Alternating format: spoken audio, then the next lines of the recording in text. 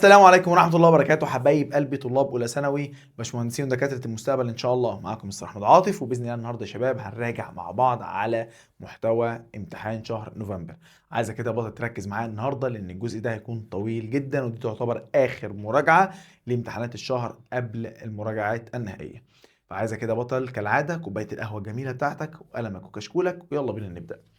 بسم الله والحمد لله والصلاة والسلام على خير خلق الله سيدنا محمد صلى الله عليه وسلم. اجهز بقى يا بطل كده، هنحل مع بعض 3 اختبارات هيلموا لنا الجزء بتاع شهر نوفمبر كله. يلا بينا. أول سؤال معانا بيقول لك إذا كان كمية الأكسجين المذابة في اللتر الواحد من ماء النهر عند درجة حرارة 20 درجة سيليزية حوالي 10 مللي جرام، فكم تكون كميته المحتملة في اللتر الواحد من ماء المحيط عند نفس درجة الحرارة؟ اللعبة هنا في إيه؟ هنا نهر ماء عذب، وهنا المحيط بقى مالح. واحنا عارفين يا محترم انك اول ما بتنقل او عمليه اذابه الغازات زي الاكسجين وثاني اكسيد الكربون من ميه عذبه لميه مالحه بتقل حوالي من 20 الى 30%. يعني اللي بيدوب كام؟ يا اما 80 او 70 في الايه في المية. يبقى اكيد اللي هيدوب اقل من 10 مللي جرام، ف 12 لا، 10 لا، 15 لا، يبقى 7 ونص ليه؟ عشان اقل من 10 مللي جرام. تاني حاجة هندسة بيقول لك أي مما يلي ليس من التكيفات التركيبية للدلافين. حاجة مش تركيبية في الدلافين: الشكل الانسيابي، ده من التركيبي. وجود فتحات تنفس، أيوة ده برضك من التركيبي. وجود الزعانف برضك من التركيبي. كبر حجم العيون، هتقول يا مستر احمد ده تركيبي، هقول لك بس ده مش في الدلافين يا ناصح، عشان اقول لك هنا ايه للدلافين، والدلافين حجم عيونها ايه صغيره عشان ما بتعيش في الاعماق الكبيره. سؤال رقم 3 بيقول لك علقت شريحة رقيقة على عمق ثابت داخل ماء موضوع في إناء، فإن القوة التي يضغط بها الماء على الشريحة تكون كبيرة كلما كانت، شاطر، كل ما كان الجزء ده تحت أكتر، كل ما العمق كان أكبر أكتر. جميل. طب قال لك كتلة الشريحة كبيرة؟ لا. قال لك كتلة الشريحة صغيرة؟ لا، أنا عايز القوة الضاغطة. مساحة سطح الشريحة كبيرة؟ يا مستر أحمد. طب مساحة سطح الشريحة صغيرة؟ لا. تاني بص ركز معايا. شهادتك قال لك إيه؟ قال لك البي. بص قال لك علقت شريحة رقيقة على عمق ثابت داخل ماء، يعني أنت عندك أدي المية أهي بالشكل ده.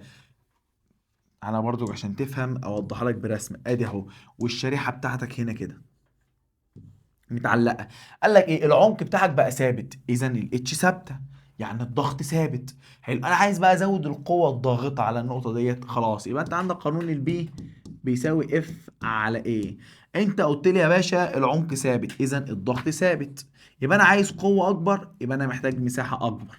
ليه؟ عشان التناسب بين الاتنين دول تناسب طردي، يبقى بالتالي الاجابه الصح تبقى ايه؟ ج. مساحه ايه؟ مساحه سطح الشريحه هيكون كبير. كل ما تكبر المساحة يبقى أنا عندك ضغط أكبر عشان القوة أكبر عشان الضغط يفضل ثابت. سؤال رقم 4 بيقول لك إيه يا هندسة؟ في دورة حياة السلمون أي الأطوار التالية تعيش كل حياتها في بيئة مائية ضغطها الأسموزي منخفض، يعني مية عذبة. إذا البيض، البيض هو اللي بيكون إيه يا باشمهندس؟ في المياه العذبة، وهو صغير كمان. قال لك الأسماك البالغة فقط؟ لأ. البيض والاسماك اليافعه؟ لا، يعني خلاص هنا يحصل عمليه تزاوج. قال لك الاسماك اليافعه والاسماك البالغه؟ لا. اذا الاجابه هتبقى إيه؟ البيض فقط. ده الطور اللي بيعيش كل حياته في بيئه مائيه ضغطها الاسموزي ايه منخفض. قال لك كل حياته. جميل. السؤال رقم 5 يا هندسه بيقول لك يستطيع سمك الراي المعيشه في الاعماق تحت الضغط الهائل للماء عن طريق كبده بيحتوي على زيوت. تعال نشوف. كمية ضئيلة، لا كمية ضئيلة ده في زيت كتير قوي، يبقى كمية كبيرة من الزيوت صح، كمية كبيرة من الزيوت صح، يبقى يا اما ج يا اما د. طبعا الهيكل بتاعه غضروفي مش عظمي، يبقى الإجابة الصح هتبقى د. سؤال رقم 6 قال لك تنتج الكائنات البحرية غاز ثاني أكسيد الكربون كأحد الفضلات الناتجة من عملية إيه؟ طبعا سهلة، من عملية الهدم أو الأيض. حلو، النتح ما بيعملوش نتح. التمثيل الضوئي الكائنات البحرية ما بتعملش. زي الأسماك. قال لك تكوين البروتين؟ لا، دي عملية بناء. الهدم، عملية الهدم، احنا قلنا عملية الهدم زي سكر الجلوكوز C6 H12 O6 مع غاز الأكسجين في الميتوكوندريا هيروح يديك ثاني أكسيد الكربون وبخار الميه زائد الطاقه الهيت او الانرجي. وقلت لك وزن المعادله تفتكر ساعتها، قلت لك كلها ستات، 6 6 6. قلب الصفحه يا هندسه، خش مع اللي بعده. سؤال 7 بيقول لك فيما يلي عبارات لطالب حول تأثير الإشعاع الشمسي على البيئات المائية. قال لك أول عبارة: الكائنات الحية ذاتية التغذية توجد بكثرة في الأعماق السحيقة. ذاتية زي الطحالب والنباتات، قال لك توجد في الأعماق السحيقة. ده إيه التخلف ده؟ ده إحنا قسمنا مع بعض طبقات المية لثلاث طبقات: سطحي مضاء، وسطي شفقي اسمها المنطقة الشفقية، وعندك المنطقة اللي هي آخر حاجة اللي هي المظلمة بتاعت الأعماق. واتفقنا مع بعض إن المنطقة الشفقية فيها نور، ولكن النور لا يكفي لعملية البناء الضوئي. عشان كده الطحالب والنباتات المائية والهائمات كانت بتعيش في الطبقة السطحية فقط، لأن الإضاءة تكفي لعملية البناء الضوئي. فأنت بتقول لي أعماق، يبقى أكيد الجملة دي غلط. قال لك تاني جملة بقى، قال لك الكائنات الحية في مياه المناطق القطبية تتأثر سلبا في فصل الشتاء لقلة توفر الغذاء. فعلا. واتفقنا كمان في النقطه ديت. احنا كمان ايه شرحناها، احنا حاليا خلصنا في المنهج حته الضفدع الخشبي اللي بيعيش في مناطق الايه القطبيه زي شمال كندا والالاسكا. ده سعادتك بسبب الشتاء وقله الغذاء بيوقف قلبه، يوقف التنفس، يتجمد تجمد جزئي الخارجي اللي هو بتاع جلده، ويفضل عايش طول الشتاء على كده. او اللي هو ايه، ان لله وانا اليه راجعون، طول فصل الشتاء. او ما يجي الربيع يفك بقى، يسيح ويشغل القلب ويشغل الرئه والتنفس تاني. اذا الكائنات ديت بتعاني جدا سلبيا بسبب ايه؟ بسبب فصل الشتاء. تالت جملة قال لك الشعاب المرجانية تزدهر في المياه الدافئة الضحلة. طبعا يبقى إذا الجملتين صح، اللي هي التانية والتالتة. بس فين بقى؟ العبارة الأولى لأ، الأولى لأ، قال لك التلاتة لأ، العبارة التانية والتالتة صح. يبقى الإجابة عندك هتبقى الإجابة إيه؟ ب. خش يا هندسة على سؤال رقم 8. بيقول لك الشكل المقابل يمثل أربع مناطق من الطيف الكهرومغناطيسي، أي مما يأتي تمثله منطقتي الطيف A و B على الترتيب: ضوء مرئي، أشعة فوق بنفسجية، أشعة سينية إكس راي، بعد كده أشعة جاما. يبقى إيه؟ إكس راي والتانية جاما. بس خلاص، يبقى الإجابة ب. سؤال 9 يا هندسة بيقول لك ما النتيجة المحتملة لارتفاع درجة حرارة بيئة مائية على الكائنات الحية التي تعيش فيها؟ صعوبة التنفس؟ فعلا. هتقول لي ليه؟ من الصراحه قلت لك عشان بزياده درجه الحراره يقل ذوبان الاكسجين وثاني اكسيد الكربون، وبالتالي يا باشمهندس الاكسجين لما يقل شاطر هيبقى في ضعف في التنفس، لان زيادته بيعمل تعزيز التنفس. واحنا اتفقنا مع بعض ان زياده الاكسجين بيعمل لك ايه؟ شاطر، تعزيز تحسين زياده حفاظ، تعزيز تحسين زياده حفاظ. كنا بنحفظها كده مع بعض: تعزيز التنفس وزياده النشاط وتحسين عمليه التمثيل الغذائي والحفاظ على التوازن الايه البيئي. وزياده ثاني اكسيد الكربون كان بيعمل ايه؟ شاطر، تحمض، ضعف تنفس، تقليل التكلس. فانت لازم تكون حافظ الحاجات دي عشان بتساعدك جدا جدا في حل الاسئله. سؤال رقم 10 يا هندسه بيقول لك ما الماده الكيميائيه التي يحتفظ بها القرش في دماغه للمساعده في تنظيم ضغطه الاسموزي؟ طبعا اليوريا، نوع واحد من انواع الفضلات. واحنا اتفقنا مع بعض ان الفضلات اللي بتخرج ثلاث حاجات: يوريا، امونيا، حمض البوليك. يوريا، امونيا، حمض البوليك. واليوريا ده الملح او الفضلات الوحيده اللي سمكه القرش بتحفظ بيها او بتحفظها جواها عشان تعلي ضغطها الاسموزي فما تفقدش ميه. سؤال 11 بيقول لك اذا كان عمق الماء في بحيره 40 متر فان الضغط الذي يسببه الماء عند القاع حوالي قد ايه؟ جميل قوي السؤال ده. بص يا استاذ، اتفقنا مع بعض قال لك اذا كان عمق الماء في بحيره 40 متر فإن الضغط الذي يسببه قد إيه؟ اتفقنا مع بعض قلت لك كل 10 متر بيساوي واحد ضغط جوي، واحد أتموسفير. مش عارفها احفظها، نسيتها احفظها: كل 10 متر بواحد ضغط جوي، كل 10 متر واحد ضغط جوي. أنا بقى معايا 40 متر يبقى 4 ضغط جوي بس. يبقى تاني يا شباب، يبقى انت عندك كده يا هندسه كل 10 متر بواحد ضغط جوي، يبقى ال 40 متر باربعه ضغط جوي، 20 متر باتنين ضغط جوي، وهكذا.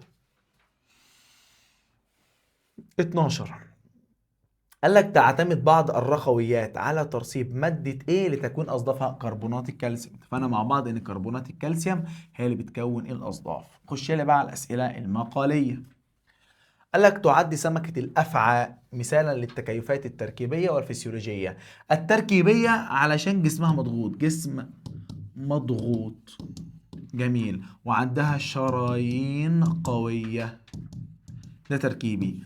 فسيولوجي لأنها تستطيع التحكم في الضغط وعملية الأيض. ما المقصود بذوبانية الغاز؟ هي نسبة المذاب إلى حجم المذيب. علل. للإشعاع الشمس دور هاما في الحفاظ على التوازن البيئي في البيئات المائية، لأنه عامل أساسي في عملية بناء الضوء في الكائنات ذاتية التغذية، ودي اللي بنبدأ بيها السلسلة الغذائية. خش معايا يا دكتورة كده على الاختبار التاني. نبدأ مع بعض بأول سؤال. تعال نتأكد بس إن التصوير شغال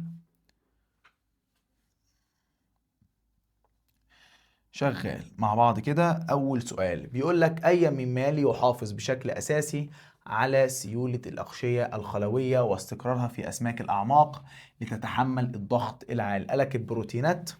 لا، مش البروتينات بس. الأحماض الدهنية المشبعة؟ لا. الكربوهيدرات؟ برضو لا.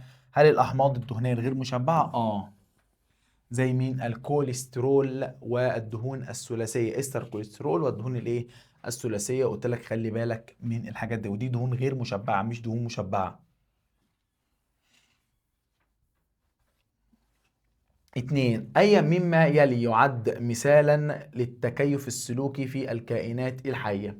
إفراز العرق في الإنسان؟ لا، ده مش سلوكي. المخالب القوية للطيور الجارحة؟ برضو لا، ده تركيبي. البيات الشتوي للسلاحف؟ ده سلوكي. سلوك اهو، بعمل بيات شتوي عشان الجو ساقع. طول أذرع القرود؟ لا، ده تركيبي. سؤال رقم 3 بيقول لك إذا كانت ذوبانية غاز ثاني أكسيد الكربون في البيئة المائية إكس أعلى من ذوبانيته في البيئة المائية واي. حلو، يا إما حاجة من حاجتين، أدام هنا أعلى يبقى دي يا إما مية عذبة أو درجة حرارة منخفضة. ماشي. إكس درجة حرارة الماء أعلى؟ لأ. الماء عذب تنفع. الماء مستقر ما مش عارف ايه، انخفاض اعداد الاسماك النافقة، ده معناه ان ثاني اكسيد الكربون قليل. غلط. قال لك اعلى يبقى لا، يبقى خلاص الاجابه ب. تعال شوف بيئته في الواي، قال لك قل في الواي يبقى الماء مالح، صح، يبقى الاجابه هتبقى ب. خلاص، ان حته الماء المستقر دي مالهاش علاقه اصلا. تعالى سؤال رقم 4. قال لك عند وصول الضوء، ماشي، إلى عمق 10 متر تحت سطح المحيط، يكون الماء قد امتص حوالي قد إيه من طاقة الضوء 50%. 10 متر امتص 50%، والأشعة تحت حمراء تكون امتصت 100%، هي والضوء الأحمر. سؤال 5. قال لك يؤدي زيادة تركيز ثاني أكسيد الكربون في الماء إلى إيه؟ زيادة تركيز ثاني أكسيد الكربون إيه؟ زيادة بيعمل 3 حاجات: تحمض، ضعف التنفس، تقليل التكلس. يبقى زيادة الحامضية صح. قال لك نقص الطاقة لا. زيادة قيمة الرقم الهيدروجين لا، ده بالعكس، ده بيقلل قيمة البي اتش مش بيزوده. نقص الطاقة لا، ما فيش علاقة الكلام ده كله. سؤال 6 هندسة بيقول لك تسقط حزمتان متساويتان الشدة من الإشعاع الشمسي على سطح الماء، إحداهما مائلة والأخرى عمودية، كما بالشكلين المقابلين، فإن الطاقة الضوئية النافذة إلى الماء تكون أكبر في الشكل 2 وأقل في الشكل 1. اتفقنا مع بعض كل ما تقرب للزاوية 90 الاختراق بيزيد، كل ما تبعد الاختراق بيقل. يبقى أكبر في الشكل 1 لا، متساويين في الشكلين لا، أكبر في الشكل 2 صح. الإجابة تبقى إيه؟ ب. سؤال رقم 7 بيقول لك يا هندسة يساعد التكيف الأسموزي أسماك السلمون البالغة على إيه؟ الانتقال من المياه المالحة للعذبة، صح، اللي هو قدرتهم على التكيف الأسموزي إنهم في الهجرة بينتقلوا من المياه المالحة للمياه العذبة، ده عشان يتزاوجوا. سؤال 8. السمكة مساحة سطح جسمها 1/10 متر مربع على عمق 5 متر من سطح الماء، فإن القوة الضاغطة المؤثرة على جسم السمكة بتساوي كام؟ إيه الجمال ده؟ أوكي، القوة الضاغطة أنا عايز الإف. حلو، عشان أجيب الإف بتساوي بي في إيه. جميل. معاه الضغط؟ لا، الضغط بيساوي رو جي اتش. بس في حاجة ايه هي؟ في معلومة عندنا بتقول لنا ان كل 10 متر بيساوي 1 اتموسفير. قال لك 5 متر، يعني انا معايا نص اتموسفير. جميل قوي. هنا بقى عشان اعوض في القانون ده لازم استخدم الباسكال او نيوتن لكل متر مربع. جميل، فهحول. يبقى النص هضربها في كام؟ هضرب النص للتحويل بقى، النص هضربه في 1.013 في 10 أس 5. حلو، تعالى نعملها بقى على الآلة. هضرب 1.013 في 10 أس 5 في نص.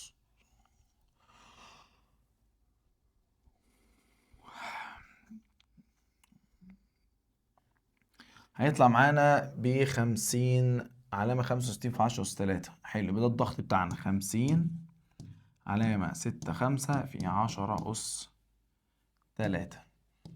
في المساحة قالك 1/10، يبقى أنس ده فيه 1/10. هيطلع معاك 50 65 50 65 اللي هي بالتقريب. ماشي. بص، عشان تظبط لك حاجة زي في الإجابات هتدوس إن جي، شايف؟ شيفت إن جي. أهي 5 علامة، يعني بص 5.06 5 في 10 أس 3، اللي هي بالتقريب هتبقى 5 علامة 1 في 10 أس 3. ده بالتقريب. السؤال اللي بعده 9، قال لك أي مما يلي يعد تكيفا فسيولوجيا للأسماك الأعماق؟ جسم مضغوط ده تركيبي، الشرايين والرئة تركيبي، تعديل ضغط الدم ده الفسيولوجي، ده اللي بتعمله زي تعبان البحر. سؤال 10 بيقول لك يتم تجميع الماء الزائد في الأميبا عن طريق الفجوة المنقبضة. 11 يا هندسة. 3 أواني بكل منهما كمية من سائل أو من سائلان لا يمتزجان كما ممثل بالأشكال الآتية.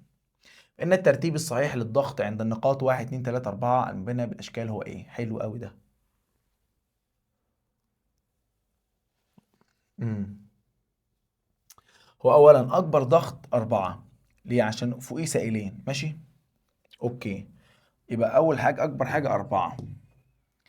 بعد كده ماشي، السائل 2. هتقولي ليه؟ أقول لك لأن كثافة الإكس أقل من الواي، فاللي كثافته كبيرة ضغطه كبير، عشان الضغط عندك بيساوي رو جي اتش. فكل ما الكثافة بتزيد كل ما الضغط بيزيد. حلو. السائل اكس ارتفاعه زي ارتفاع السائل واي، هو بس كثافة ده أعلى، إذا يبقى بعديه الواي اللي هو رقم كام؟ 2. حلو. تعالى بقى على مين؟ على السائل 3. السائل 3 بيساوي السائل 1. ليه؟ عشان كثافة ده الأصفر هو الأصفر، وارتفاع ده هنا اتش، وارتفاع ده هنا اتش، إذا الإكس 3 بيساوي 1. يبقى 3 بيساوي 1. يبقى إجابتك 4 2 3 بيساوي 1. 4 2 3 بتساوي 1 أو 1 أهو جيم. 4 أكبر من 2، بعد كده الواحد والتلاتة بيساووا بعض. خش على اللي بعده. أي مما يلي يعد مصدر رئيسي لغاز الأكسجين وثاني أكسيد الكربون المذابين في الماء؟ التنفس، البناء، النشاط، الغلاف الجوي طبعا في عملية التبادل الغازي. سؤال 13 قالك اذكر أحد التكيفات التركيبية للكائنات المائية التي تعيش على أعماق كبيرة من سطح الماء للتكيف مع الضغط الهائل في هذه الأعماق. انضغاط الجسم. بس يعتبر تيار الخليج مثالا على تأثير الإشعاع الشمسي على التيارات المائية في المحيط الأطلسي، فسر ذلك. وده عن طريق ان درجة حرارة مياه الخليج في منطقة الخليج بتكون اعلى من منطقة القطب الشمالي او شمال اوروبا، وبالتالي ينتقل المياه من منطقة الخليج الى شمال اوروبا، وده بيساعد على جعل جو اوروبا اكثر اعتدالا او دافئا. 15 هل يمكن للمخلفات العضوية التي تلقى في المياه ان تؤثر على تركيز الاكسجين بها؟ ليه يا باشا المخلفات العضوية؟ عشان ده بيعمل عملية تنشيط للطحالب، فتزداد نسبة آه التنفس للطحالب. وممكن كمان نتكلم على حاجة تانية. ايه تاني ممكن نتكلم عنه؟ مخلفات العضوية. ماشي، عشان برضو البكتيريا اللي بتنشط في المنطقة دي بتستهلك اكسجين كتير قوي. ماشي، ممكن تقول ايه لزيادة نسبة الايه البكتيريا في المياه الملوثة بالمخلفات الايه العضوية، فده بالتالي بيؤثر على تركيز الاكسجين عشان هتستهلك اكسجين كتير في عملية التنفس. تعال خش معايا الاختبار رقم 3. بيقول لك إصدار الحيتان أصواتا للتواصل يعد تكيفا، ده عبارة عن تكيف سلوكي، سلوكيا فقط. جميل. تعال نتأكد كده ايه بنصور. قشطة، شغالين. 4 شرائح رقيقة اكس واي زد كي. طبعا احنا بنتأكد من التصوير عشان بكده ما شاء الله دخلنا لايف وكنا شغالين. قعدت تقريبا ايه بقى لما بكون لوحدي في الاستوديو وهكذا، قعدت اتكلم مع نفسي 3 ساعات بس اصلا اتقطع وكل حاجه وشكرا، وانا بعمل تليفوني صامت، فايه طلب قعد يتصل وانا مفيش اصلا، صامت وبعيد وقاعد شغال. فايه بنا ايه نضطر كده نحط معانا كده ايه تليفون او تابلت كده شغال عشان نبص على البث شغال ولا مش شغال، نفتحه ونشوف. المهم يعني سؤال رقم 2 بيقول لك 4 شرائح رقيقه اكس واي زد كي مالهم بقى؟ قال لك مساحتهما ايه 2 ايه ايه 2 ايه. ماشي. على الترتيب معلقة داخل إناء به ماء على عمق اتش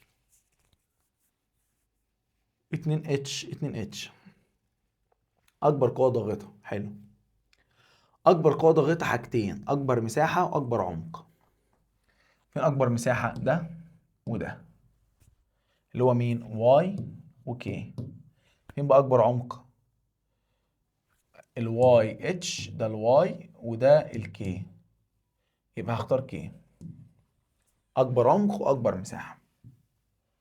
سؤال 3.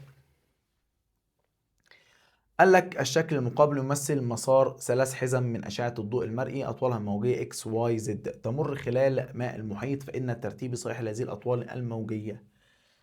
عايز ترتيبها من حيث إيه؟ الطول الموجي، يعني أكبر طول موجي. حلو يا باشا، صلوا على النبي. ده كان أحمر وده كان أزرق، والأحمر أكبر طول موجي، يبقى بالتالي X Y Z. X Y Z أكبر طول موجي الأحمر وأصغر طول موجي الأزرق، X Y Z. ألف يعني. قلب الصفحة. سؤال رقم 4 بيقول لك يا دكتورة، أي الأشكال التالية يمثل المسار الصحيح للماء المندفع من ثقبان 1 و2 في إناء به ماء؟ حلو قوي. كل ما بتنزل تحت الضغط بيزيد فالاندفاع يكون أكبر، واطلع الضغط يقل الاندفاع يكون أقل، فالإجابة الصح تبقى ب. هبص هنا الضغط عالي فالاندفاع كبير، هنا ضغط قليل فالاندفاع قليل.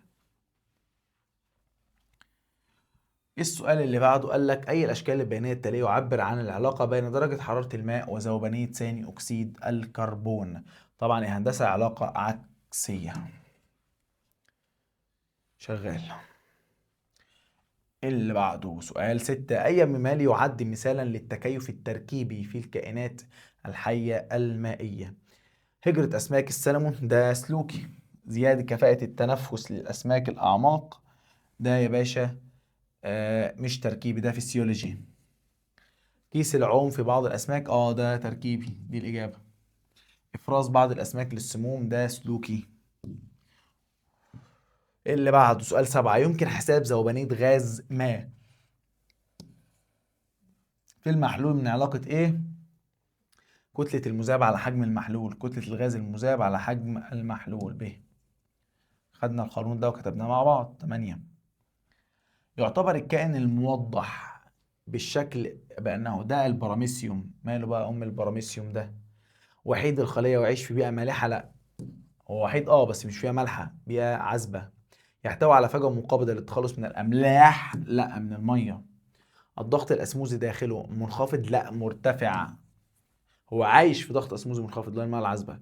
الضغط الاسموزي داخله مرتفع على الوسط الموجود بيه، ودي كانت المشكله بتاعته، انه بياخد ميه، بيشرب ميه كتير قوي، بسبب ان الميه بتنتقل من الضغط الاسموزي المنخفض الى الضغط الاسموزي المرتفع. سؤال 9. تتكيف سمكة الأفعى مع انخفاض مستويات الأكسجين في أعماق عن طريق وجود تركيزات عالية من الهيموجلوبين في دمها. واتفقنا مع بعض إن الهيموجلوبين هو اللي بياخد الاكسجين من عمليه التنفس وبيوزعها على الجسم. وجود هيكل عظمي مالهاش علاقه، وجود شرايين واورده قويه مالهاش علاقه، زياده معدل الايض مالهاش علاقه. وكمان زياده معدل الايض ده بيحرق اكسجين كتير، فده غلط.